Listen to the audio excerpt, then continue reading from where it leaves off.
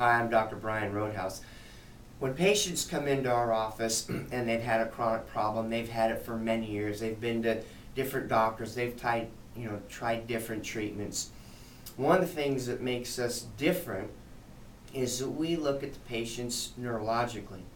Well, when you have a chronic problem, you can have a whole host of symptoms, and I don't need to go over them. You know what they are. If you have, more symptoms and you're taking all these different meds and you're really not getting any better, one of the things that we do is we look at the patients from a neurological standpoint.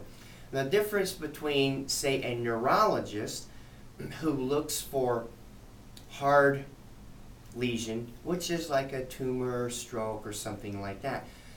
A functional neurologist is looking for the brain just isn't functioning like it's supposed to when you send a signal. Like if I'm standing here and I say, I'm going to touch my nose, I go and touch my nose. There's all these different parts of the brain that have to work right to make that happen. And so what happens is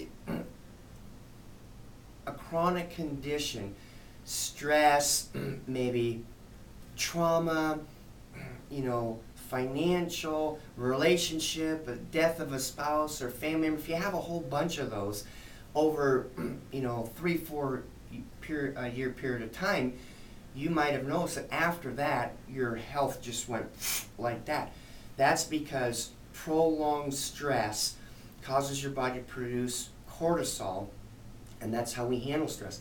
In large doses over many years, then it becomes toxic to the brain. And one of the things that the scientists found is the loop, the way the brain works from this cerebellum over here to the lower brainstem, the upper brainstem, that loop is interrupted by a decrease in frequency and firing. Basically what that means is it's supposed to go 265 miles an hour and it goes around 220.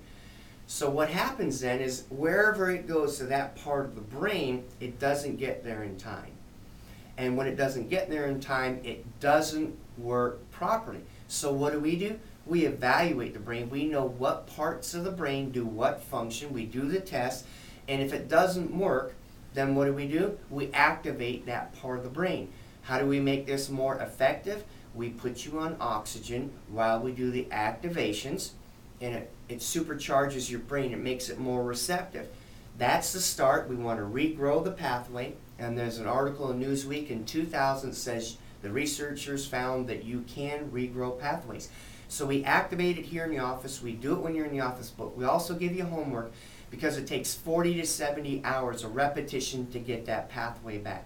So just a little bit of information for you to let you know how different we are than any other doctor you've been to.